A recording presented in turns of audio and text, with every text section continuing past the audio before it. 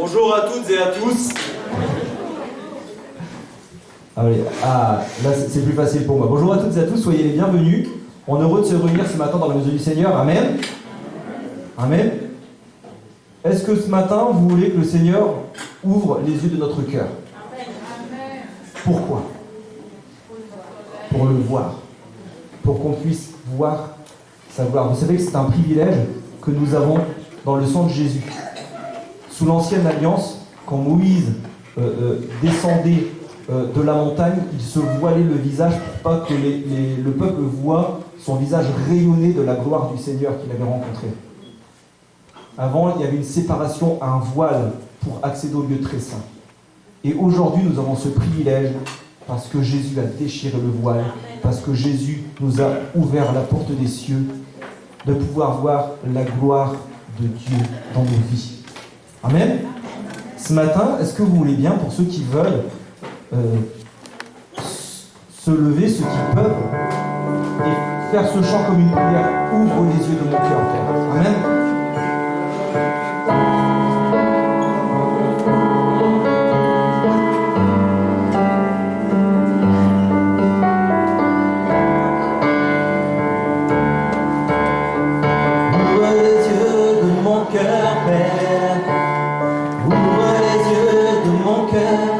Je veux te voir, Seigneur.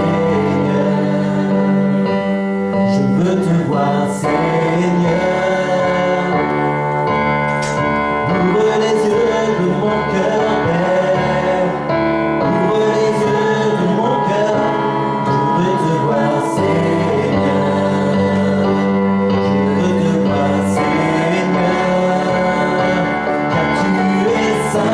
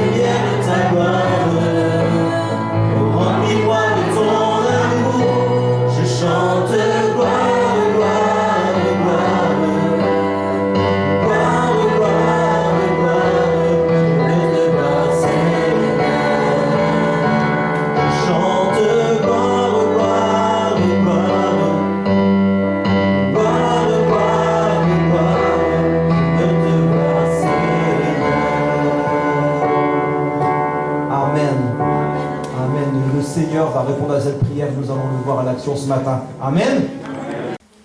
Est-ce que vous savez pourquoi avant il y avait ce voile de séparation? Pourquoi il y avait aussi le voile sur le visage de Moïse? Parce que Dieu est tellement saint et tellement juste que les pécheurs ne pouvaient pas survivre à sa présence. Dans sa présence, dans la gloire de Dieu, il mourrait. Et aujourd'hui, il faut bien comprendre, ce matin, nous avons accès au lieu très saint. Mais dans le lieu très saint, il ne faut pas qu'on vienne avec les scories dans nos cœurs, avec les mauvaises pensées, avec l'envie, avec la méchanceté, avec la jalousie, avec toutes ces choses-là. Parce que ces choses-là, ça ne va pas avec la présence de Dieu. Ce n'est pas compatible avec la sainteté de Dieu. Ce matin, on a encore un temps offert par le Seigneur, un temps offert à travers cette sainte scène pour abandonner au pied de la croix tous nos péchés, toutes les petites choses honteuses qu'on masque, qu'on cache quand on se met en colère, quand on n'est pas toujours juste, quand on n'est pas toujours droit, quand on s'énerve, quand des fois même on maudirait les gens sur la route avec des noms d'oiseaux. Ce matin, on a encore une chance. Jésus a donné son sang. Et c'est parce que nous serons lavés dans ce sang que nous pouvons survivre à la présence de Dieu dans le lieu très saint. C'est parce que nous sommes lavés dans le sang de l'agneau que ce matin, nous pouvons avoir accès à la présence de Dieu. Et ne vous y trompez pas. Si vous n'avez pas cette régénération de cœur, à ce moment-là, vous ne pourrez pas être béni et visité par Dieu, parce que Dieu va avec la sainteté et ne va pas avec le péché. Le seul moyen pour vous ce matin encore, c'est de revenir à Dieu, d'abandonner vos péchés, de lui donner votre cœur, de l'accepter comme votre seul sauveur.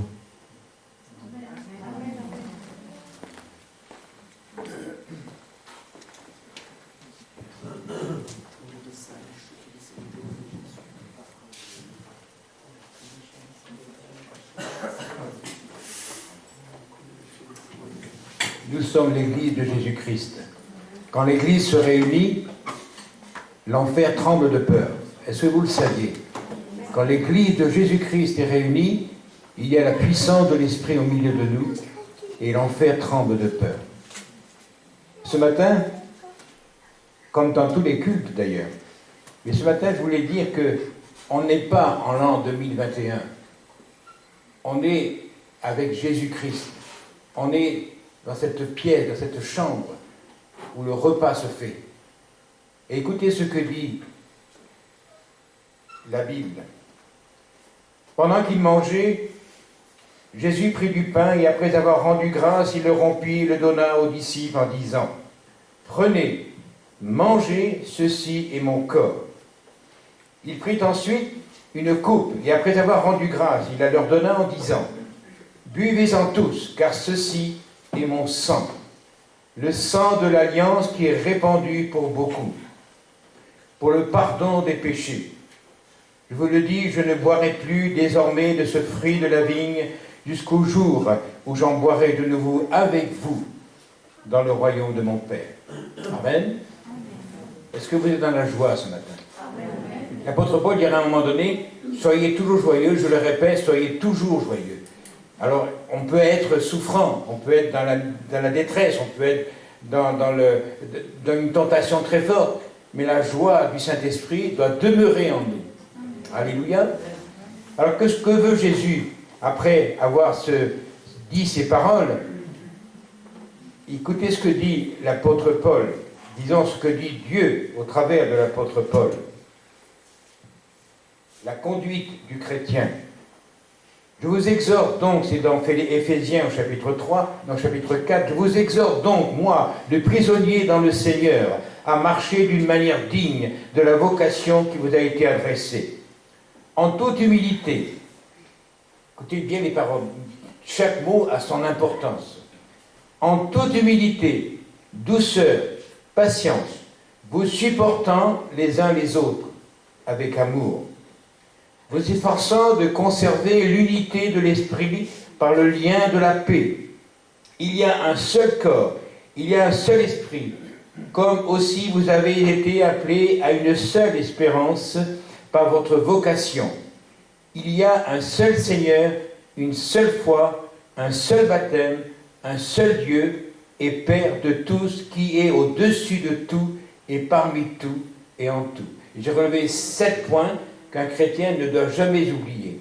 Il est dit, on est un seul corps, nous avons un seul esprit, une seule espérance, un seul Seigneur, une seule foi, un seul baptême et un Dieu Père de tous et de chacun d'entre nous. Alléluia. Je pense que ce matin, on n'est pas dans le monde il est dehors. Ce matin, on est dans la présence du Seigneur, on est autour du trône de Dieu. Et là, on lève les yeux de notre cœur, et on adore Dieu en esprit et en vérité. Parce qu'on demande beaucoup au Seigneur, c'est vrai, mais ce matin, on doit simplement l'adorer en esprit.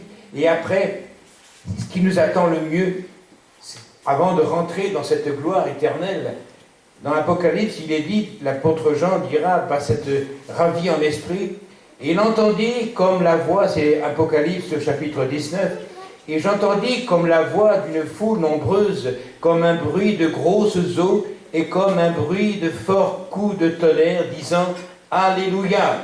Car le Seigneur notre Dieu Tout-Puissant est entré dans son règne.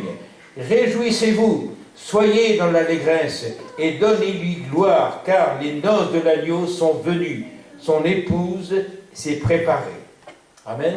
Est-ce que vous êtes prêts à partir avec le Seigneur? Amen. Est-ce que vous avez conscience de cette merveilleuse espérance que nous avons de savoir que notre nom est inscrit avant la fondation du monde, que notre nom est inscrit dans le livre de vie. Ce matin, nous allons prendre le pain et le vin en souvenir de Christ, en souvenir de sa mort, c'est vrai, mais de sa résurrection. Amen. Et il nous a promis de grandes choses, il nous a promis de belles choses, pas pour demain, pour aujourd'hui. Chaque jour suffit sa peine, chaque jour on peut être béni, on peut avoir une guérison, on peut avoir une délivrance. Et ce matin, je pense que le Seigneur, il veut nous visiter, il veut nous toucher du doigt de Dieu dans nos vies pour que nous puissions réaliser que ce pain et ce vin, cette table du Seigneur, elle n'est pas n'importe quoi. C'est le sang et le corps du Christ qui a été donné pour nous. Je pense qu'il est important de signaler aussi que le pain et le vin, la Sainte Seine, n'est réservé qu'à ceux qui sont baptisés selon l'ordre du Seigneur qui a dit « Celui qui croira et qui sera baptisé sera sauvé ». Vous êtes sûr de votre salut? Amen. Alléluia. Prions ensemble, s'il vous plaît. Notre Dieu, notre Père, nous levons notre main vers toi. Ce matin, nous voulons lever nos yeux vers toi. Nous savons, Seigneur, que nous ne sommes pas n'importe qui, nous sommes des enfants de Dieu, nous sommes le corps de Christ. Et tu l'as dit, nous sommes convaincus, notre foi nous affirme que Christ est mort, que Christ est ressuscité, que Christ est à la droite de la majesté divine, que Christ revient bientôt, que Christ nous prend soin de nous, que Christ il est pour nous le berger de nos âmes. Oui, Seigneur, nous disons aux ténèbres, nous disons aux puissances de Satan et des démons que Christ est notre sauveur, que Christ est notre libérateur.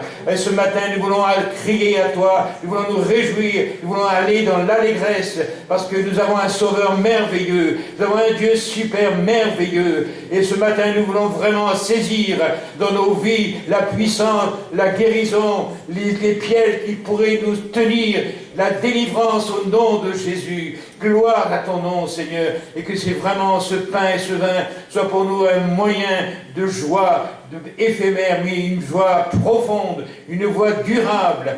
Gloire, louange à ton nom, Père. Amen. Amen. Alléluia.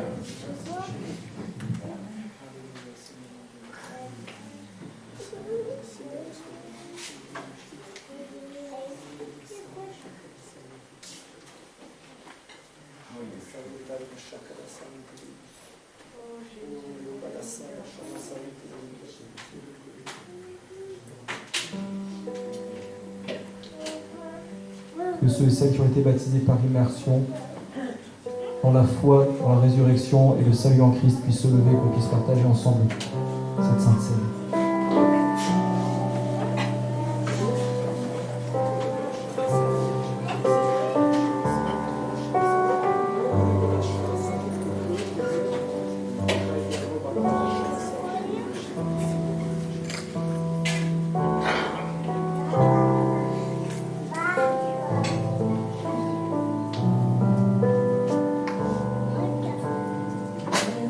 Pour la croix, c'est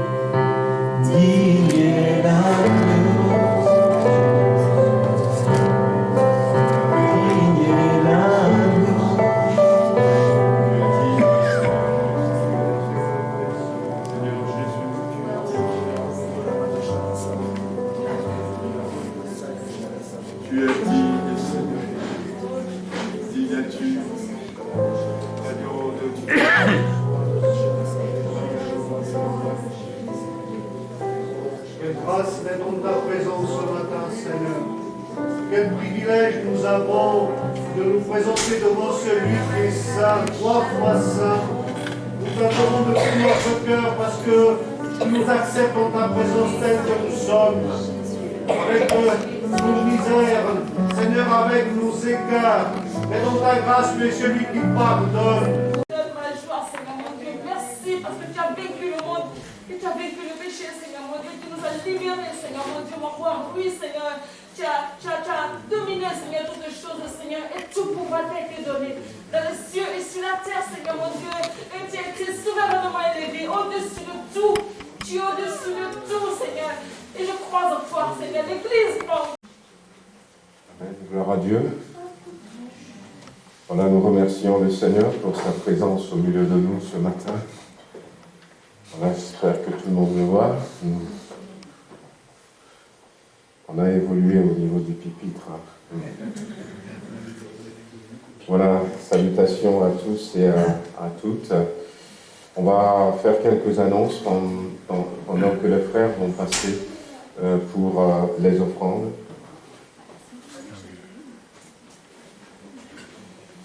Voilà, donc je voudrais saluer ceux qui sont au milieu de nous pour les premières fois. On n'a toujours pas l'occasion peut-être de se saluer ces derniers dimanches, mais si ça fait quelque temps que vous venez au milieu de nous, sachez que nous apprécions.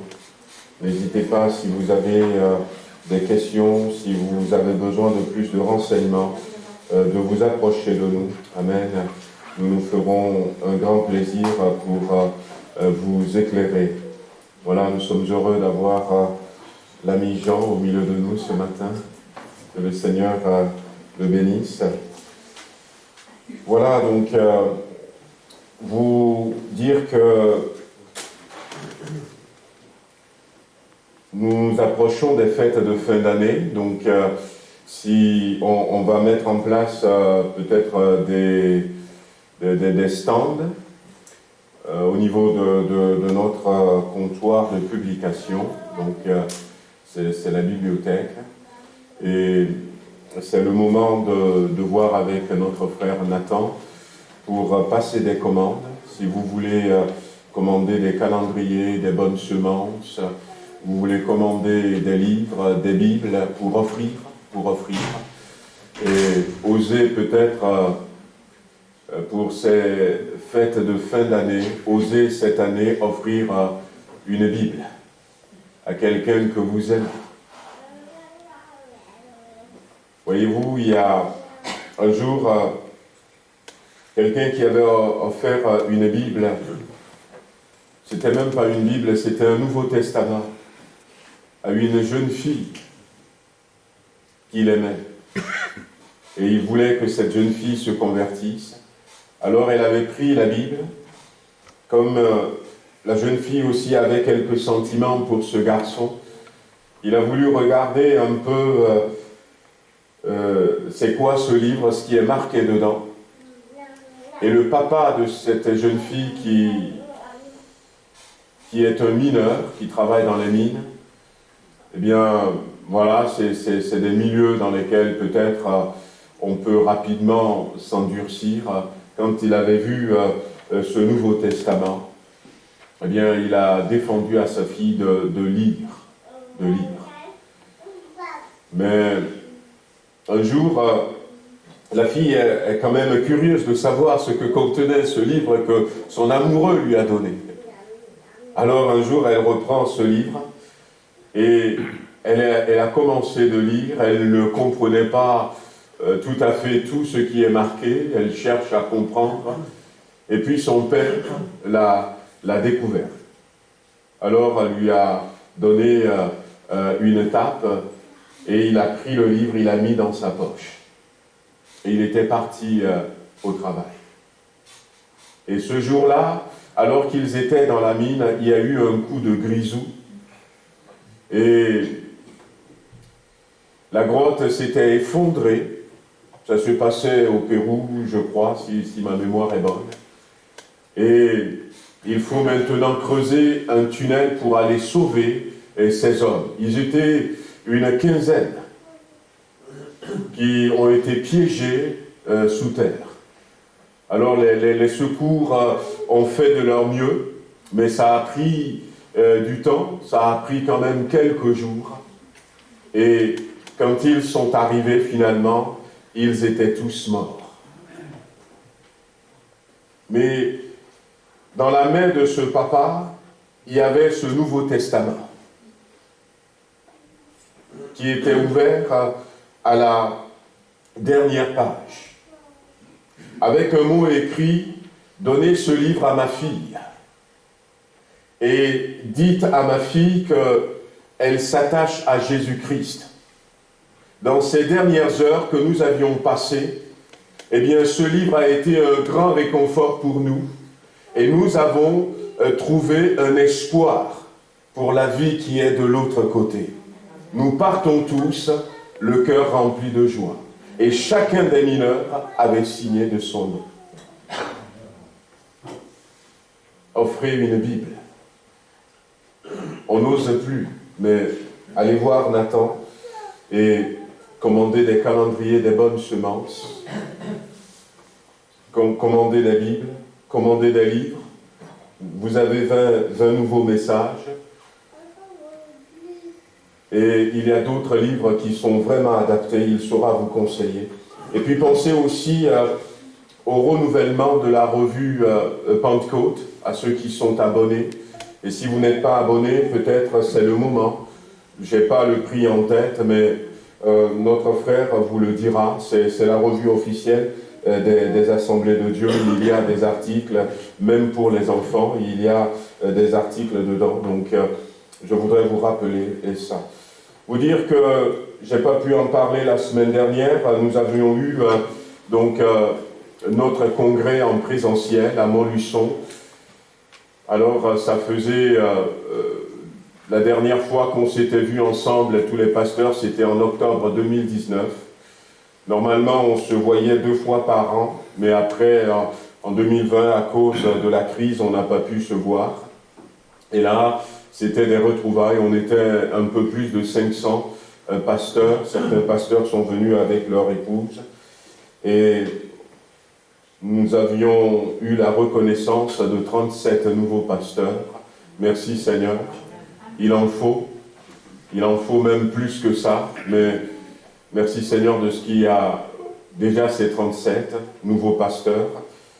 Et puis nous avons aussi malheureusement eu la démission de certains pasteurs. La crise n'a pas favorisé les choses. Mais merci pour vos prières parce que le congrès s'était très très bien passé. Nous avions senti la présence de Dieu. Nous avions senti la présence de Dieu. Et il y a un des responsables qui va prendre la parole à un moment donné et va dire, dans les annales des Assemblées de Dieu de France, eh bien, sera marqué ce congrès parce que la présence de Dieu était palpable. On aurait pu toucher notre Dieu.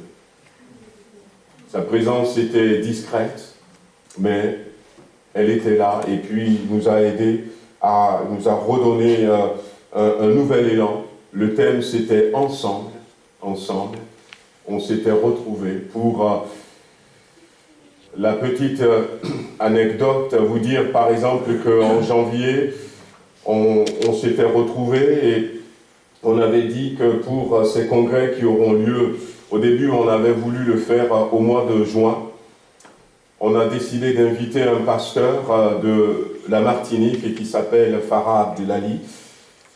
Et donc on l'avait contacté, ce frère, en janvier pour lui dire on aimerait qu'il soit notre orateur. C'est le président des Assemblées de Dieu de la Martinique. Et finalement, donc, le congrès n'a pas eu lieu au mois de juin et ça va avoir lieu qu'au mois d'octobre. Et Farah était venu. Alors il faut dire qu'au niveau du mouvement, il y a eu beaucoup de questionnements par rapport à ces quelques frères qui ont démissionné. Et on s'était dit, il y a un groupe de pasteurs qui s'était constitué en disant, il faut peut-être qu'on discute. un groupe de dialogue avait été mis en place pour voir un peu qu'est-ce qu'il faut peut-être changer pour que ces choses ne se produisent plus à l'avenir. Et finalement, le groupe de dialogue va prendre la parole et va intervenir au congrès. Et puis, on a un deuxième orateur qui devait prêcher le vendredi, mais cet orateur ne pourrait pas. Il avait chargé un autre pasteur au milieu de nous en disant « Écoutez, moi je ne peux pas venir, si toi tu peux préparer quelque chose. » Et puis on s'est retrouvés là, et puis malgré que le thème soit ensemble, Farah Abdelali, il va prêcher à partir de Néhémie. Et il nous dira, c'est le passage que Dieu a mis sur son cœur. Et puis après, le groupe de dialogue va prendre la parole et va dire, on a travaillé, mais Dieu a mis sur notre cœur Néhémie. Et le pasteur qui avait été appelé il y a quelques jours avant le congrès pour prêcher vendredi, avait préparé son message sur Néhémie. Et on s'est rendu compte que, eh bien, Dieu a orchestré tout cela dès le départ. Il a voulu que nous soyons là. Nous avons besoin d'un nouveau souffle. Il nous l'a donné. Et que le Seigneur soit béni. Quand la tête va bien, eh bien le corps va aussi bien. Mais quand la tête est malade, eh bien le corps ne va pas bien. Continuons à prier pour notre mouvement. Nous avions eu des paroles de connaissance. Nous savons que le monde nous observe, Dieu nous observe, mais nous savons aussi que l'ennemi nous observe. L'ennemi nous observe. Nous sommes arrivés à cette fin des temps et nous voulons rester solides, comme ça a été dit ce matin, jusqu'au bout. Amen. J'ai ramené ces petits pamphlets. Alors, vous pouvez prendre un chacun, j'en ai ramené suffisamment. Alors, ça a été fait pour présenter les assemblées de Dieu. Donc, les ADD de France, qui sommes-nous, d'où venons-nous, les ADD en chiffres et les ADD en action, les caractéristiques d'une église des ADD. Voyez-vous, donc ça a été fait. Et c'est bien de prendre ces pamphlets. Vous pouvez en avoir un chacun, comme j'ai dit. J'en ai ramené assez. Peut-être que certains ont déjà reçu, d'autres n'ont pas encore, mais c'est à disposition à la sortie. Prenez-en et ça nous permettra de connaître un peu plus notre mouvement. Et même s'il y a quelqu'un qui vous pose des questions, c'est quoi l'Église des Assemblées de Dieu, vous pouvez les lui offrir et il va découvrir de belles réponses. Voilà un peu quelques annonces. On va avoir un temps de prière avant d'ouvrir la parole de Dieu ce matin. Voilà, nous voulons continuer à prier pour des frères et sœurs qui traversent des moments difficiles. Nous avons une pensée ce matin à notre frère Jean-Philippe Nirfex. Nous avons aussi une pensée pour Josette Borel. Elle aurait souhaité être avec nous, mais bon, elle n'avait pas pu. Voilà, j'ai eu notre sœur Lali ce matin. Elle me charge de bien saluer l'Assemblée de sa part. Elle est bien fatiguée, ça ne va pas. Voilà, donc elle pense à nous. Voilà, nous voulons aussi penser à notre sœur Danielle de Seigne de Tarare. Voilà, donc qui a besoin de la grâce de Dieu. Elle s'attend à un miracle de la part de Dieu. On lui a fait des prélèvements de nodules récemment et elle s'attend à ce que ces nodules ne soient pas du tout cancéreux. Nous croyons que notre Dieu est capable de le faire. Amen. Voilà, le petit-fils de notre sœur Eliane aussi a besoin de la grâce de Dieu. Le fils de notre frère Marcel qui est à l'hôpital a besoin de la grâce de Dieu. Et puis nous avons notre ami Jean qui est là au milieu de nous ce matin. Nous voulons penser aussi à son épouse. Amen. Et puis il y a d'autres personnes que je n'ai pas forcément cité le nom, mais qui sont souffrants, certains problèmes de dos. Notre sœur Lydie par exemple, bien que le Seigneur pose sa main, peut-être au milieu de nous ce matin, il y a des bien-aimés Nous allons continuer à prier pour les malades. Amen. Continuer à prier pour les malades.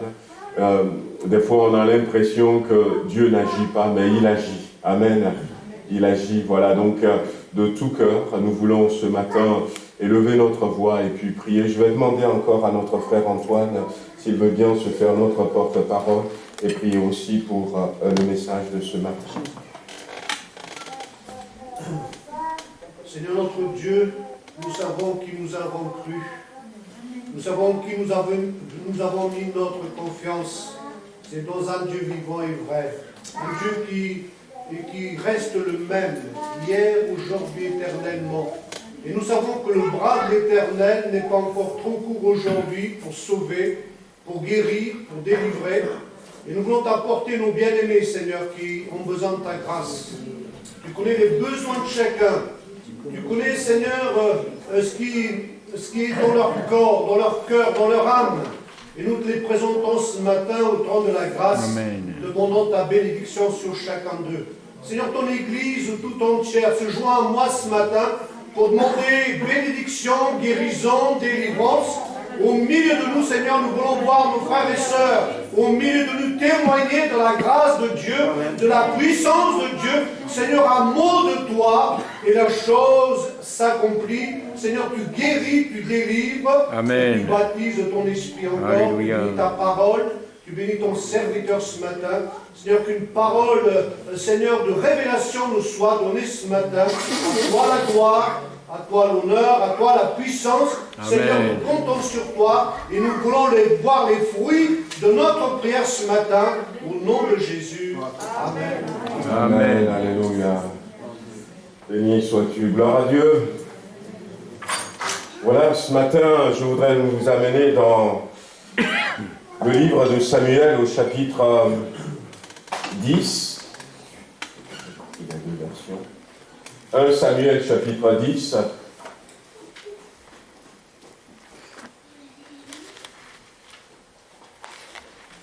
Et nous allons lire à partir du verset 1er.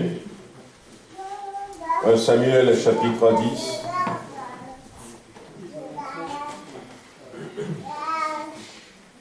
La Bible dit ceci, Samuel prit une fiole d'huile et il répandit sur la tête de Saül. Il le baisa et dit, l'Éternel ne t'a-t-il pas oint pour que tu sois le chef de son héritage?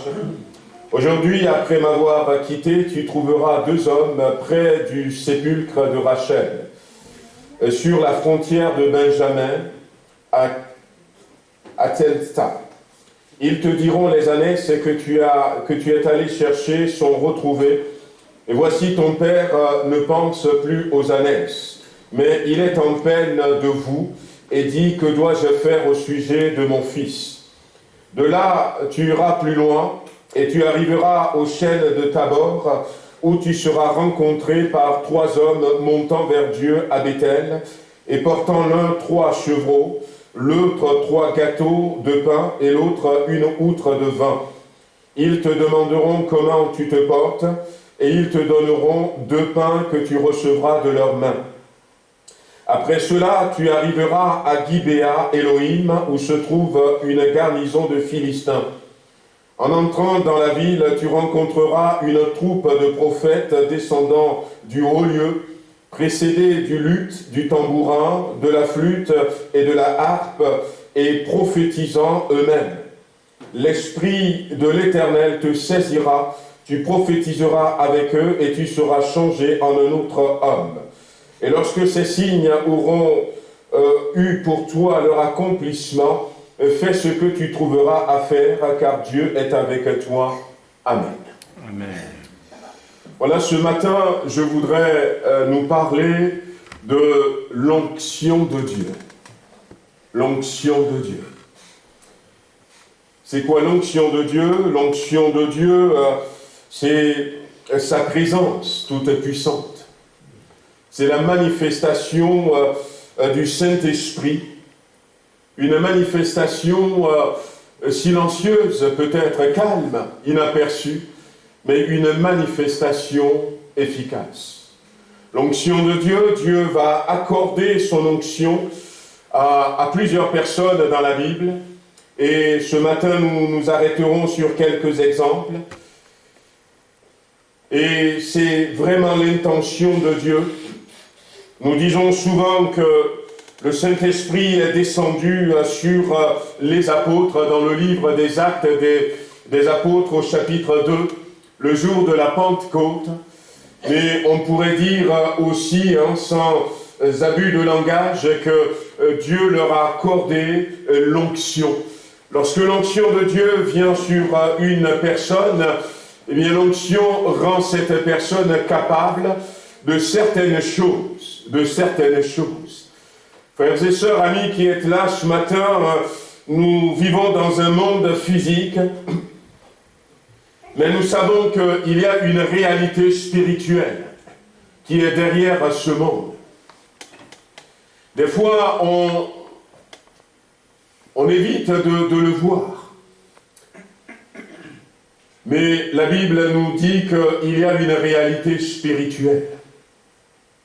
L'apôtre Paul, par exemple, lorsqu'il a écrit la lettre aux Corinthiens, l'église de Corinthe, c'est une église qui était comme la nôtre, une église normale, mais c'est une église peut-être même qui peut être qualifiée d'une église beaucoup plus pire que la nôtre. Pourquoi? Parce que dans cette église, à ce moment-là, il y avait des situations que nous ne connaissons pas et que je ne souhaite pas du tout que nous connaissions, des situations catastrophiques sur le symbolisme de la Sainte Seine, sur l'attitude à avoir pour s'approcher de la table du Seigneur. Il y a des choses qui n'allaient pas du tout. Il y avait des divisions dans cette église. Certaines personnes se sont fait des clans. Moi je suis pour un tel, moi je suis pour un autre. Et l'église, je ne sais pas comment est-ce qu'elle était grande, mais dans cette église, il y a ceux qui sont pour Pierre. Il y a ceux qui sont pour Paul, il y a ceux qui sont pour Apollos, il y a ceux qui sont pour Jésus. Regardez, et c'était une église divisée, mais il y a aussi des problèmes immoraux dans cette église et des problèmes qu'on n'imagine pas. Il y a des conflits jusqu'à ce que certaines personnes entraînent d'autres membres de l'église devant les tribunaux. Et l'apôtre Paul va s'adresser à eux. Et il va vouloir les ramener à Jésus-Christ, mais il va leur dire aussi cette réalité. Nous vivons dans un monde physique, mais il y a une présence spirituelle qui est derrière. Il va leur dire, par exemple, dans 2 Corinthiens au chapitre 10, à partir du verset 4, il va leur dire à ce verset, « Les armes avec lesquelles nous combattons ne sont pas charnelles. » Ce ne sont pas des armes naturelles, ce n'est pas des machettes, ce n'est pas des fusils, mais les armes avec lesquelles nous combattons. 2 Corinthiens chapitre 10, verset 4, s'il te plaît. Voilà, donc les armes avec lesquelles nous combattons, elles sont puissantes par la vertu de Dieu pour renverser les forteresses. Il va leur dire ceci, eh bien écoutez, nous disposons d'armes, et en leur parlant comme ça, qu'est-ce qu'il voulait leur dire? Il voulait leur dire, il existe des forteresses, il existe des réalités spirituelles, il existe un domaine que nous ne voyons pas avec nos yeux physiques, et nous avons besoin de lutter contre ce monde invisible. Il y a des forteresses qui sont là dans l'église, qui peuvent être là dans une famille. Moi je me rappelle de cette jeune fille qui avait des soucis, et elle venait à l'église, et puis elle a trouvé son compagnon de la vie, et puis ils ont décidé de se marier, c'est bien, mais à chaque fois qu'ils programment leur mariage, il arrive quelque chose qui les empêchait de se marier. Ils attendaient quand même encore un temps, ils programment leur mariage et puis il arrive un coup dur. Et ça s'était répété à plusieurs reprises. Et puis un jour, elle était partie voir le pasteur en disant « Mais pasteur, je ne comprends pas chaque fois que nous décidons de nous marier, il y a un événement qui nous empêche d'aller plus loin. » Alors le pasteur a prié avec eux et ils ont cherché la face de Dieu. Et puis finalement, le pasteur a obtenu la réponse qu'il va communiquer à cette jeune fille. Elle va dire, mais écoutez, va voir ta maman, va dire, et il va dire à cette jeune sœur, tu vas aller voir ta maman, et ta maman va t'expliquer parce que il y a une forteresse spirituelle qui avait été établie par tes parents, et les termes de cette forteresse, c'est que aucune fille de la famille ne se marie parce que, vos ancêtres vous ont déjà toute la descendance, toutes les filles qui vont descendre de cette famille ont déjà été mariées à un esprit spirituel. Il y a cette forteresse qui est là. Et la fille, elle était partie voir sa maman, et sa maman qui va lui dire c'est vrai, mais le pasteur va donc prier et briser cette forteresse, comme l'apôtre Paul a dit, et ils vont pouvoir enfin se marier. Il y a des soucis que nous pourrons avoir, comme nous le disons, mais derrière certains soucis physiques, il peut y avoir une réalité spirituelle. Lorsque nous regardons dans la Bible, nous voyons que, le paralytique, dans Jean chapitre 5, verset 1er, le paralytique qui était là, au bord de la piscine de Siloé, Jésus va le guérir, Jésus va lui dire, est-ce que tu veux être guéri? Il va répondre, je n'ai personne pour me jeter dans l'eau, lève-toi, prends ton lit et va. Et il va se lever, il va prendre son lit, il va marcher. Jésus l'a guéri tout simplement. Et puis, il y a eu d'autres guérisons que Jésus va apporter. La femme à la perte de sang va simplement toucher Jésus par la foi et il va être guéri. Mais il y a d'autres situations. Dans Luc chapitre 13, par exemple, il y avait cette mamie qui était dans la synagogue. Elle était pliée en deux. Et lorsque Jésus était rentré dans cette synagogue, Jésus va révéler que elle, sa maladie, c'est le diable qui l'a liée. Voyez-vous, il y a des maladies naturelles, mais il peut y avoir des maladies derrière lesquelles il y a une réalité spirituelle. Il dira à ces pharisiens qui étaient là, cette fille qui est descendante d'Abraham, que le diable a tenu liée pendant toutes ces années, ne fallait-il pas la libérer? Et Jésus, par exemple, va chasser un démon, et puis un homme muet va tout à coup commencer à parler. La Bible dit qu'il y avait cet enfant qui était épileptique dans Marc chapitre 9. Mais c'était un démon qui était derrière. Il y a certaines situations, frères et sœurs, il y a une réalité spirituelle. Il y a une réalité spirituelle. Et c'est pour ça que, Dieu va nous accorder son onction. Parce que dans ces domaines-là, avec notre force physique, avec notre intelligence académique, nous ne pourrons pas y arriver. Nous avons besoin de l'onction de Dieu. Non seulement pour ça, Jésus dira à ses disciples, ne partez pas de Jérusalem, attendez la promesse du Père. Et c'est quoi la promesse du Père? Vous recevrez une puissance. Vous recevrez une puissance. Lorsque le Saint-Esprit va venir sur vous. Et cette puissance, c'est l'onction de Dieu. L'Église a besoin de retrouver l'onction de Dieu. Il y a certaines situations qui sont là, que peut-être nous ne comprenons pas.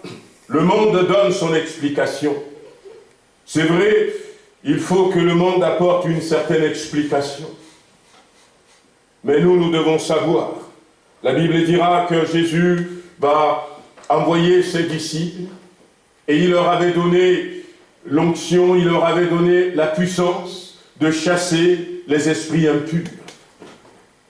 La Bible dira dans le Nouveau Testament que lorsque nous croyons en Jésus-Christ, voici les miracles qui accompagneront ceux qui auront cru. En mon nom, ils chasseront les démons. Ils sont où ces démons? Nous ne les voyons pas. Mais ça ne veut pas dire qu'ils ne sont pas là. Pas du tout. Et nous avons besoin de l'onction de Dieu. Bien-aimés, il y a des situations qui changeraient bien dans notre vie, dans notre foyer, si nous avons l'onction de Dieu. Si nous avons cette puissance de Dieu. Si nous commençons à faire ce que le Seigneur nous demande de faire. Dans l'Ancien Testament, eh bien, il n'y a pas rapporté ces situations où on va voir un homme de Dieu en train de chasser les démons. Mais nous sommes arrivés à la fin des temps. Et Jésus va faire la démonstration. Il va nous donner l'autorité. L'apôtre Paul nous dira dans Éphésiens chapitre 6, à partir du verset 10, de prendre toutes les armes de Dieu afin de pouvoir tenir bon, afin de pouvoir tenir ferme, après avoir tout surmonté, parce que nous n'avons pas à lutter contre la chair et le sang, mais nous avons à lutter contre les esprits méchants dans les lieux célestes, contre des princes démoniaques, contre des forces de ténèbres. Nous ne le réalisons pas souvent, frères et sœurs. Et parce que nous ne le réalisons pas, nous laissons libre cours à ces démons. Et ils font ce que bon leur semble. Font ce que bon leur semble. Je donnais cet exemple en disant que, imaginez que j'accueille dans ma maison, ou alors, eh bien, je suis là dans ma maison, et puis le portail s'ouvre, et voici qu'un étranger, 2 étrangers rentrent dans ma maison. Et puis, il prend tout à coup, par exemple, comment l'appelle-t-on, mon fer à repasser, il le branche, l'étranger. Et puis, il le pose sur la table, qui était en bois. Et la table va à un moment donné être brûlée. Il prend un de mes vêtements, il pose ça dessus, ça va être brûlé. Il rentre peut-être dans la douche, il y en a un qui rentre dans la douche et qui ouvre le robinet et laisse l'eau couler. Après, je vais prier, je vais dire, mais Seigneur, regarde, la facture d'eau, elle est beaucoup trop élevée. Aide-moi à payer la facture. Je peux faire comme ça. Je peux dire, mais Seigneur, donne-moi les moyens de changer cette table. Mais je peux aussi dire à ces étrangers, au nom de Jésus-Christ, quittez ma maison. Quittez ma maison. Je peux prendre autorité sur eux. Et il y a beaucoup de mots, frères et sœurs, dont l'Église est victime aujourd'hui, parce que, eh bien, nous ne prenons pas en compte cette réalité. Nous ne prenons pas en compte qu'il existe une réalité spirituelle. Il peut exister une réalité. Je ne vous dis pas ce matin, eh bien, de voir des démons partout, mais de prendre en compte que, eh bien, nous avons besoin de l'onction de Dieu pour prendre la position que Dieu nous a donnée. La Bible dit que quand il avait envoyé les disciples, je ne sais pas si ces versets vous ont déjà interpellé, si vous vous êtes posé des questions. Il leur avait donné pouvoir de chasser les démons. Et quand ils étaient rentrés dans Luc 10, ils étaient contents. Et ils disaient, eh bien, nous avions vu le diable et les démons se soumettre à nous. Et Jésus, de renchérir, je voyais le diable tomber du ciel comme un éclair. Il y avait une puissance que Jésus-Christ leur avait donnée à ce moment-là. Et il y a certaines guérisons, frères et sœurs, nous ne pourrons pas les obtenir si nous ne chassons pas les démons qui peuvent se cacher derrière. Il y a certaines situations, nous ne pourrons pas les voir changer, et si nous ne prenons pas l'onction de Dieu pour confronter les réalités qui se cachent derrière. La Bible nous dit, si notre évangile est encore voilée. C'est-à-dire que si ceux à qui nous parlons de l'Évangile n'acceptent pas l'Évangile, si notre Évangile passe inaperçu à leurs yeux, si leur cœur reste insensible à l'Évangile, c'est parce que le Dieu de ce siècle les a aveuglés. Il y a certaines personnes, quels que soient les efforts que nous pourrons faire, quels que soient peut-être les prospectus que nous allons leur donner, ils ne pourront pas se tourner vers Jésus-Christ si nous ne menaçons pas cet esprit d'aveuglement qui est caché, qui peut être caché derrière eux. Je vous cite ce passage qui était intéressant dans le livre de Job, qui nous montre qu'il y a bien des conflits. Dans le livre de Job, nous allons d'abord lire le chapitre 4.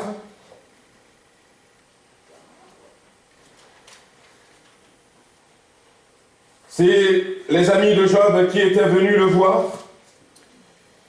Et Job était dans cette situation dans laquelle il s'est retrouvé. Et ses amis étaient venus pour le consoler, nous dit la Bible, pour le réconforter. Mais finalement, ils n'ont pas réussi. Ils ont réussi à l'énerver par moments. Ils l'ont accusé, ils l'ont condamné. Et lui, il va chercher à se défendre. Eh bien, ils vont dire, personne ne peut être juste devant Dieu. Tu as forcément commis un péché. Alors Job va se défendre et puis à un moment donné, il ira même jusqu'à dire, eh bien, je suis innocent. Et Dieu permet que ces choses m'arrivent.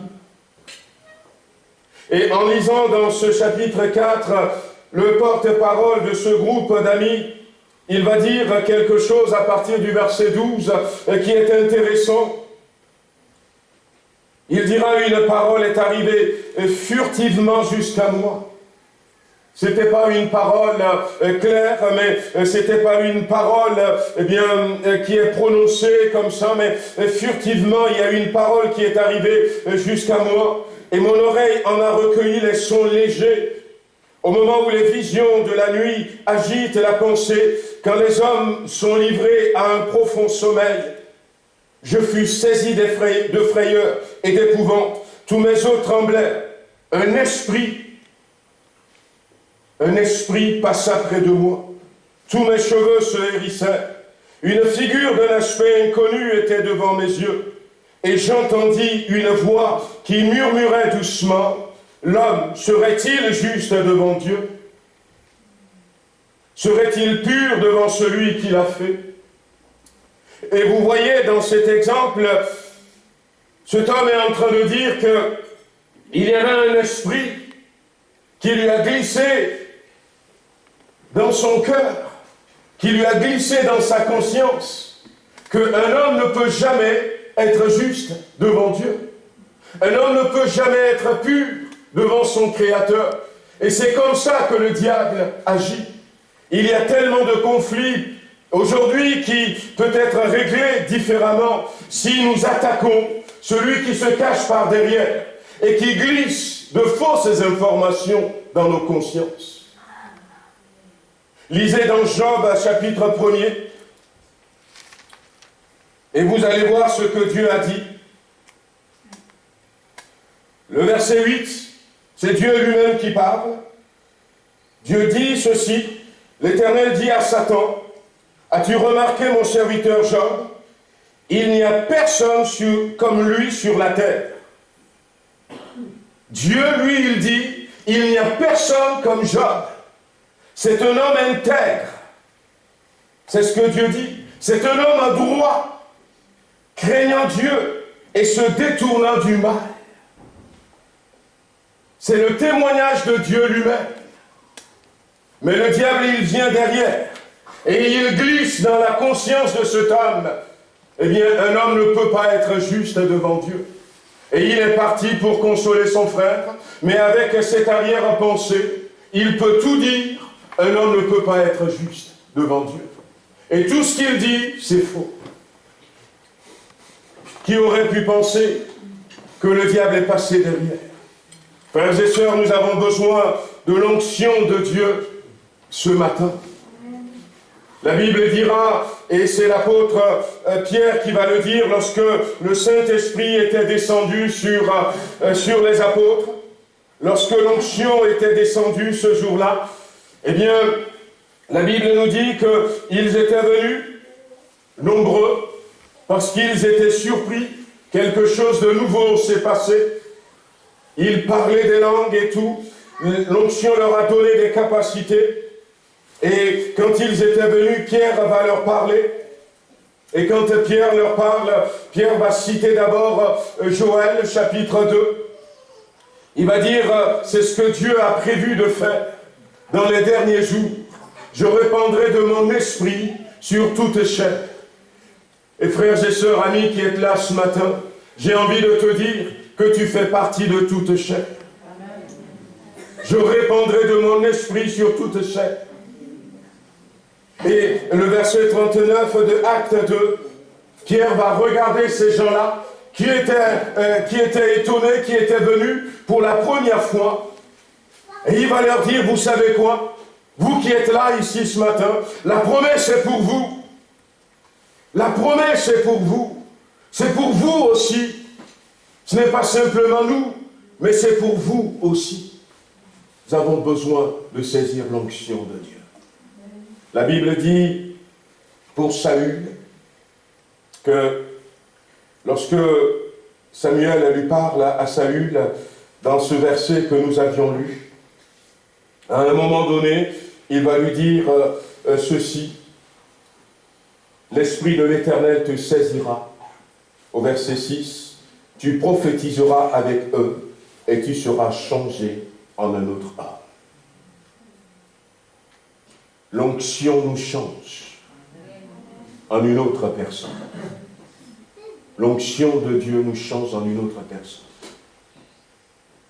Est-ce que c'est vrai? Oui, c'est vrai. Il suffit de regarder Pierre. C'était un homme qui était, en apparence, on pourrait dire qu'il était courageux, il va devant. Il veut être le premier, mais c'était un homme qui, à l'intérieur, était craintif. C'était un homme qui est le seul à avoir renié son maître. Des fois, il a des raisonnements qui passent à côté. Jésus ne l'avait pas laissé tomber, parce que Jésus sait qu'il y aura l'onction de Dieu. Et l'onction nous transforme en une autre personne. Il y a des situations, peut-être dans ma propre vie, un des domaines dans lesquels nous avons besoin vraiment de changement, de transformation, c'est par rapport à notre caractère. Ce matin, il a été question de jalousie. Regardez ce que la jalousie a poussé Caïn à faire. Il suffit seulement de regarder tout autour de nous. Des fois, il y a des rixes dans les quartiers chauds, parce que, eh bien, un tel est jaloux. Les jeunes, il a pris ma copine, et puis l'autre est jaloux. Et ça va malheureusement, même encore jusqu'à aujourd'hui, à des assassinats, à des meurtres.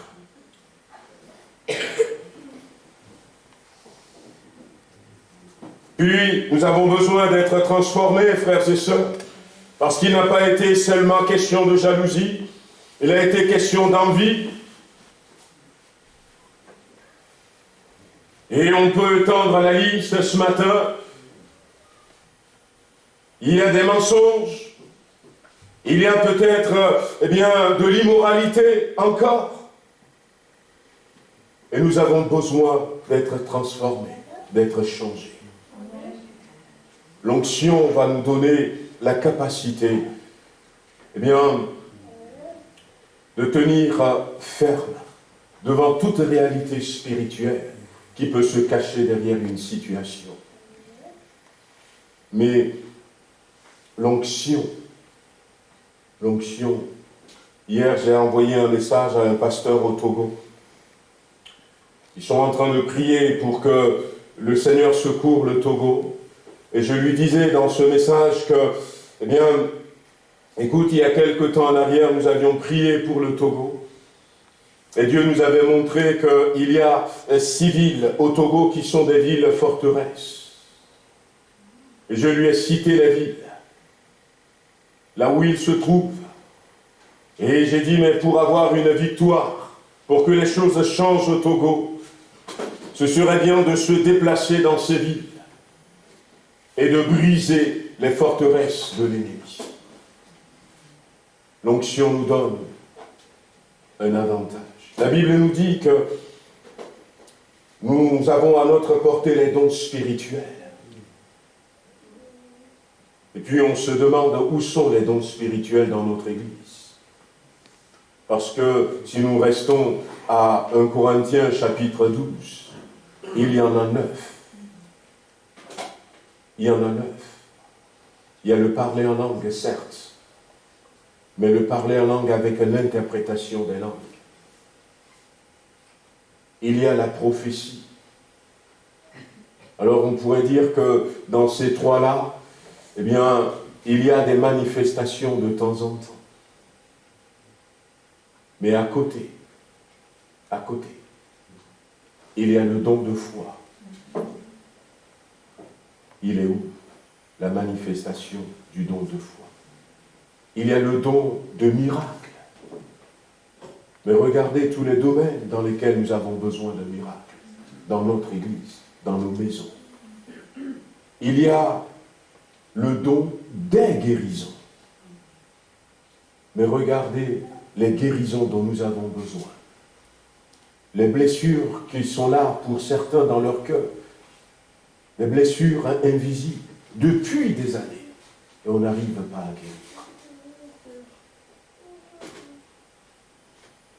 Il y a aussi, dans ces chapitres-là, la parole de sagesse, la parole de connaissance. Il y a le discernement des esprits. Et c'est ce discernement des esprits qui nous permet de savoir que non, il a simplement pris froid, il n'y a rien à craindre. Couvre-toi, eh bien prends un peu de Vicks, et puis tu mets sur ta poitrine, et ça va passer. Mais c'est ça aussi qui nous permet le discernement de dire, mais non, mais écoute, ce n'est pas un simple rhume. Il y a une réalité spirituelle qui est derrière. Et au lieu, eh bien, de s'attaquer à la fausse racine, on s'attaque au vrai problème. Nous avons besoin. Regardez Élisée.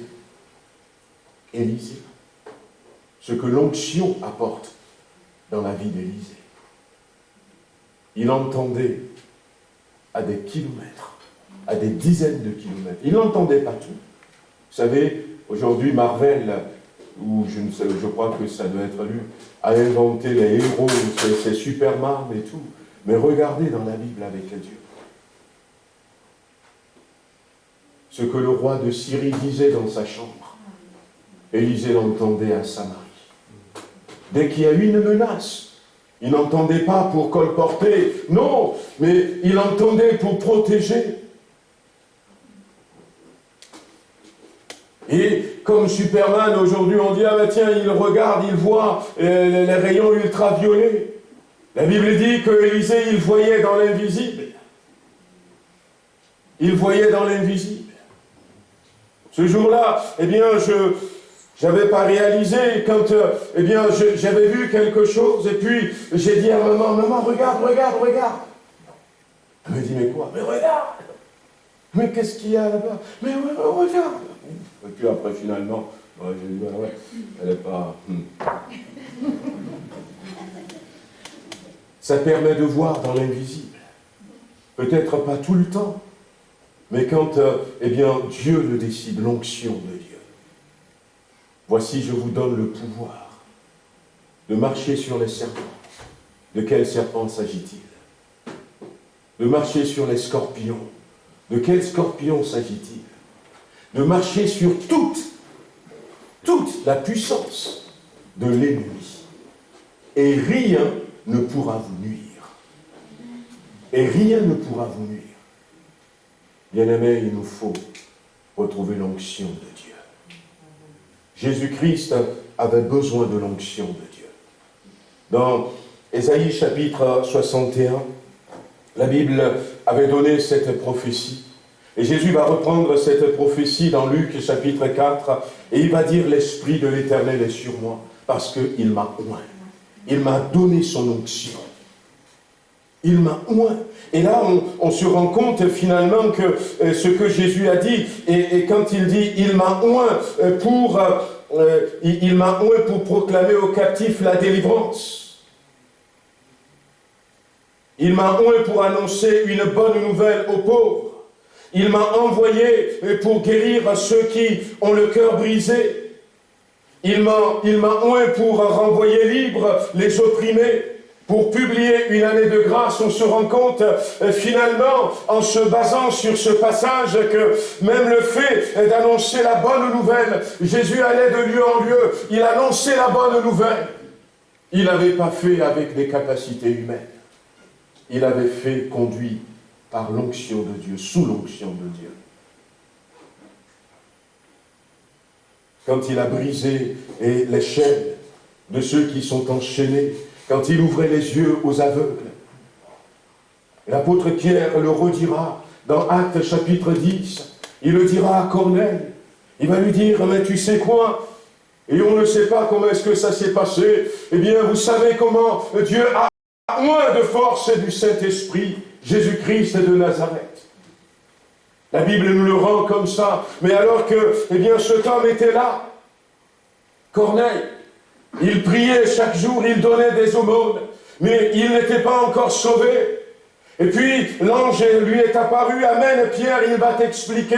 Et alors que Pierre était là, il lui explique comme ça, en disant, il y avait l'onction de Dieu sur Jésus-Christ, et c'est pour ça qu'il allait de lieu en lieu. Peut-être qu'à ce moment-là, eh bien, Corneille et ceux qui étaient là, écoutant l'évangile que prêchait Pierre, ils ont dit dans leur cœur, oh Seigneur, donne-nous cette onction. Je ne sais pas si c'est votre cas ce matin. Donne-nous cette onction. Ils avaient compris qu'ils avaient besoin. Et alors que Pierre a continué de prêcher, tout à coup le Saint-Esprit était descendu sur eux.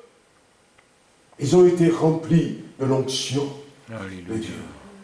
Ils n'étaient même pas encore baptisés d'eau. Mais ils ont entendu dire que c'est par l'onction. Et ils avaient soif. Ils avaient envie d'avoir cette onction. Lui, c'est un soldat, un capitaine peut-être romain. Et sa famille, c'était des gens qui étaient considérés comme des païens. Mais regardez dans le Nouveau Testament, si Dieu est capable de donner l'onction à ces personnes, et alors à nous, à nous, à nous. Ce matin, nous voulons prier, mais avant de prier, nous voulons avoir soif. Nous voulons avoir soif. Nous ne voulons plus laisser ces ennemis invisibles se moquer de nous. Nous ne voulons plus laisser, eh bien, certaines situations et passer à côté en disant « j'ai tenté tout ». Nous avons besoin de l'onction de Dieu. La Bible dit que Samuel a été transformé en un autre homme. Et ce matin, nous voulons être transformés dans une autre Église. Nous voulons que quelque chose se passe dans notre cœur. Il y a tellement de situations que nous ne comprenons pas. Et des fois, on se demande, et des fois, moi, je me demande, même si je reconnais que Dieu nous entend, que Dieu nous exauce, même si nous ne voyons pas de grands miracles. Je me demande, Seigneur, quand est-ce que ça va changer, ça va évoluer différemment. Même si nous vivons des bénédictions, nous savons qu'il y a une étape que nous n'avons pas franchie. Et nous voulons franchir cette étape. Nous avons besoin de l'onction de Dieu. L'onction qui nous change, qui nous transforme. combien sont là au milieu de nous ce matin et qui bataillent avec une addiction, mais qui n'arrivent pas à s'en sortir. Combien sont là ce matin en train de pleurer pour la conversion de leurs enfants et qu'ils n'arrivent pas à avoir. L'onction change notre manière de prier. L'onction nous donne une autorité. L'onction nous ouvre les yeux et nous fait voir que ceux qui sont avec nous sont beaucoup plus nombreux que ceux qui sont avec eux. L'onction nous intronise. L'onction nous permet de voir Jésus tel qu'il est réellement, dans toute sa puissance, dans toute sa gloire. Et il suffit de le voir pour que toute crainte quitte nos cœurs. Et même il suffit des fois simplement de le voir. Et quand le diable voit que tu l'as vu, lui-même il s'éclipse. Parce qu'il va se dire, mais maintenant qu'il a vu ça, eh bien, si je continue à l'embêter, s'il appelle Jésus, eh bien, j'aurai chaud. Il s'en va. Nous avons besoin de mettre l'onction dans notre vie chrétienne pour que, des fois, nos prières changent. Il y avait cet homme, je vais terminer avec ce témoignage, cet homme il était chrétien. Il était chrétien. Il a 3 enfants. Et puis il était tombé dans l'adultère. Avec une fille qui n'est pas chrétienne. Et sur le coup, sa femme a réagi. Elle réagit avec colère. Et quand elle a réagi avec colère, il s'ensuit une bagarre. Et puis finalement, la maison devenait compliquée. Et puis l'homme ne rentrait plus à la maison et va s'installer chez sa copine. Et puis à un moment donné, et puis finalement, sa femme va apprendre que la copine était enceinte de son époux. Et entre-temps, elle s'était calmée. Elle avait besoin de son époux. Les enfants sont en bas âge, 3 enfants. Nous sommes en Afrique. Mais qu'est-ce qu'il faut dire? Qu'est-ce qu'il faut dire? Comment est-ce qu'on va élever ces enfants? Et puis elle était retournée vers le Seigneur, elle a demandé pardon. Elle avait dit peut-être que ma réaction n'était pas appropriée, Seigneur, pardonne-moi. Mais elle a commencé à prier en disant, Seigneur, que mon épouse revienne à la maison. Que mon époux revienne à la maison, que mon époux revienne à la maison. Puis, c'est l'homme qui me raconte ce témoignage. À un moment donné, il sentait quand même que, eh bien, il y a quelque chose qui se passe. Il a pensé à l'éternité, il a pensé à sa femme, à ses enfants. Il a pensé aux frères et sœurs de l'Église. Et puis, il s'est dit, je vais reprendre le chemin de l'Église. Mais comme il avait trop honte, il allait dans une autre Église, où personne ne le connaissait. Personne ne connaît son histoire. Il avait commencé à demander pardon à Dieu. Et il était dans cette attitude. Et puis, sa femme, ne la voyant pas venir, un jour, elle avait compris ce message que je prêche, qu'il faut mettre l'onction dans notre marche chrétienne. Ça change des fois nos prières. Et des fois, on prie, Seigneur, s'il te plaît, Seigneur, je t'en supplie. Seigneur, interviens, Seigneur, fais grâce. Mais des fois, on prie en disant, maintenant, ça suffit. Et ce matin-là, elle avait prié, elle avait dit, maintenant, ça suffit. Je prends autorité sur tout esprit d'égarement, tout esprit qui cherche à diviser moi et mon époux. Ce matin, je le veux à l'église. Et l'homme me disait, le frère me disait, que ce matin-là, ce dimanche matin, il avait pris sa moto pour aller encore dans cette église où il allait. Et puis arrivé au bout de la route, il ne sait pas pourquoi, au lieu de tourner à gauche, il a tourné à droite. Et puis il me dit, mais c'est pas le chemin. Au prochain rond-point, je vais faire demi-tour. Eh bien non, mais il n'avait pas réussi à faire demi-tour. Et avant qu'il ne réalise, la moto l'a amené dans son église. Il est rentré dans la cour et puis tout le monde, frère un tel, frère un tel, frère un tel. Ah, on est content de te voir et tout. Et elle n'avait pas le choix. Mais, voyez-vous, elle a mis un peu d'autorité dans sa prière. Peut-être que vous l'aviez déjà fait, ça n'a pas marché. Mais ce matin, frères et sœurs, eh bien, ça a été rappelé ce matin. Est-ce que vous avez donné votre cœur à Jésus-Christ? C'est par là que ça part, ça commence. Ce matin, si vous n'avez pas encore donné votre cœur à Jésus-Christ, si Jésus n'est pas votre Seigneur et votre Sauveur, faites-le. Faites-le. Et puis, si vous l'avez fait, peut-être que vous ne le saviez pas, que Dieu a mis à notre disposition, son onction. Eh bien, on va prier, on va demander, Seigneur, donne-moi ton onction. Oins-moi ce matin. Nous sommes à la fin des temps, frères et sœurs. Et les jours qui sont devant nous seront encore compliqués. Et nous ne pourrons pas y faire face sans l'onction de Dieu.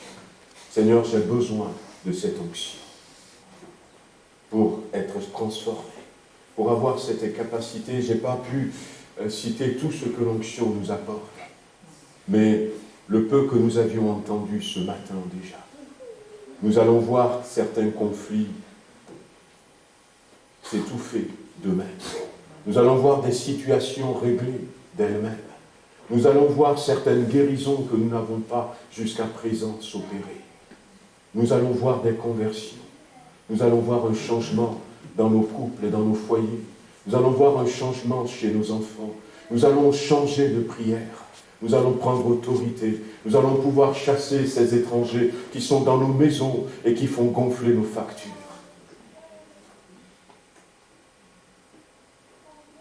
La jeune fille disait, maintenant je vais sortir. Je veux que mon père s'endort. Parce que son père ne veut pas qu'elle vienne à l'église. Et on a dit, t'as fait comment pour arriver? On a tout essayé. Eh bien, j'ai ordonné qu'il s'endort. Et il s'était endormi. Et chaque dimanche, on va se mettre debout pour ceux qui le veulent, ceux qui le peuvent. Amen.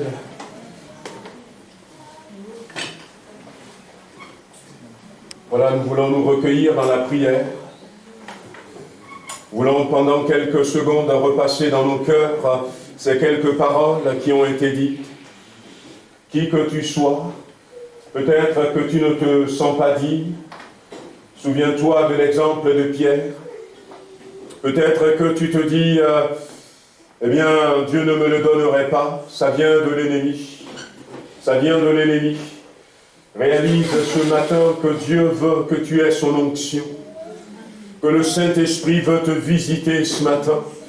Que Dieu veut te oindre de puissance et de force. Que Dieu veut mettre son feu à l'intérieur de ton âme et de ton esprit ce matin. Réalise ces choses que Dieu te connaît. Dieu veut que tu aies la victoire dans ces situations que tu traverses, situations compliquées pour toi, situations peut-être que tu ne comprends pas. Dieu veut t'apporter la paix, Dieu veut t'apporter la réconciliation, Dieu veut changer les choses. Et il veut le faire ce matin en te communiquant son onction, sa force, sa puissance. Et que ce matin tu puisses avoir faim, tu puisses avoir soif.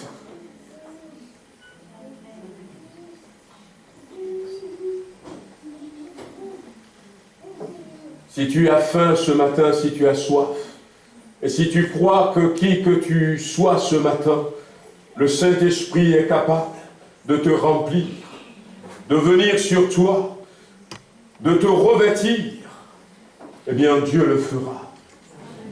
Dieu le fera. l'onction qui brise les jougs, l'onction qui brise les forteresses, l'onction qui change. Nous allons tous ensemble élever la voix. Et j'aimerais que tu demandes.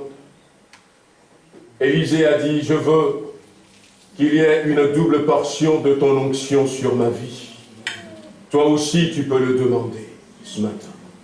Tu peux le demander, Seigneur, accorde-moi ton onction. Demande-le maintenant à Dieu. Seigneur notre Dieu, nous te remercions pour ce matin. Nous élevons ton nom, nous te glorifions, nous te magnifions. Merci Seigneur pour l'onction du Saint-Esprit. L'onction du Saint-Esprit, Seigneur, que tu mets à notre disposition. L'onction, Seigneur, ce matin, je prie pour chacun d'entre nous, Seigneur. Seigneur, tu entends cette prière qui monte, que quelqu'un soit visité ce matin, que tu déverses ton onction, Seigneur, sur ton Église. Sur ton Église, Seigneur, ce matin. Seigneur, donne cette capacité à quelqu'un, Seigneur, de pouvoir désormais marcher dans ton onction, agir par ton onction, que la force du Saint-Esprit descende sur ton Église. Oins-nous, Seigneur, oins-nous par la puissance de ton Esprit Saint. Viens nous visiter ce matin, que ton Église soit changée en une autre Église, Seigneur. Seigneur, que quelqu'un puisse dire ce matin, oui, je reçois l'onction du Saint-Esprit, je reçois l'onction du Saint-Esprit. Seigneur, une visitation dans ton Église, ta présence silencieuse, mais ta présence efficace. Seigneur, tu poses ta main sur le frère, sur l'ami qui est là, sur la sœur qui est là ce matin.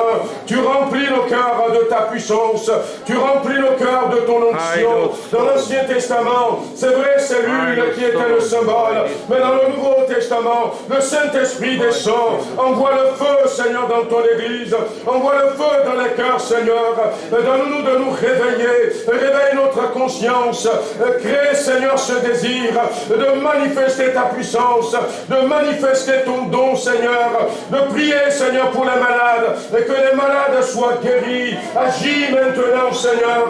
Oui, nous voulons voir ces foyers restaurés, nous voulons voir ces enfants venir à toi, nous voulons voir, Seigneur, l'atmosphère de notre assemblée changer, que ta présence soit là, dans nos maisons, Seigneur, dans nos propos. Tu vois celui qui lutte avec une addiction, avec un comportement, un caractère, Seigneur, que l'onction descende ce matin, que l'onction nous embrase ton Église ce matin. Alléluia. Si quelques-uns veulent élever la voix ce matin, n'hésitez pas, élevez la voix, priez, réclamons cette onction. La promesse est pour nous et pour nos enfants. Alors ne laissons pas passer de côté ce que Dieu veut faire dans notre Église, dans votre foyer, dans votre cœur ce matin. Alléluia. Seigneur, étends tes mains, visite quelqu'un. Seigneur, visite ton Église. Il y a peut-être ces situations qui sont là, Seigneur, depuis des années. Oh Seigneur, mon Dieu, qu'il y ait des manifestations spirituelles, qu'il y ait, Seigneur, ces dons qui vont se manifester. Étends tes mains, qu'il y ait une restauration, une huile fraîche, Seigneur, une huile fraîche, un équipement, Seigneur, spirituel, pour continuer à avancer et briser, Seigneur, les chaînes et rompre les jougs. Alléluia, dans le nom de Jésus-Christ, restaure quelqu'un dans la position qu'il a devant toi ce matin. Restaure quelqu'un au nom puissant de Jésus-Christ. Oh Seigneur, nous te louons ce matin. Nous t'adorons. Te remercions, Seigneur. Alléluia. Te remercions, Seigneur. Alléluia. Seigneur, que quelqu'un soit changé, transformé. Un frère, une sœur, un jeune, un moins jeune, Seigneur, par ton onction, que tout à coup, comme nous l'avions chanté ce matin, ouvre les yeux de mon cœur, que les yeux spirituels de quelqu'un s'ouvrent sur ces réalités, Seigneur, qu'il puisse recevoir des instructions précises, Déverse ton onction sur ton Église. Transforme-nous, Seigneur. Alléluia. Transforme ton Église. Gloire Merci, à Seigneur. Jésus-Christ. Dans le nom de Jésus-Christ. Gloire à Jésus-Christ. Alléluia. Amen, amen, amen. Le Saint-Seigneur est fort de toute grâce. Béni sois-tu. Seigneur, donne-nous de ne pas passer à côté ce matin. Io non scedi sotto De ne pas voi, passer à come côté de ce dicono que tu voi. veux faire. Amen, alléluia.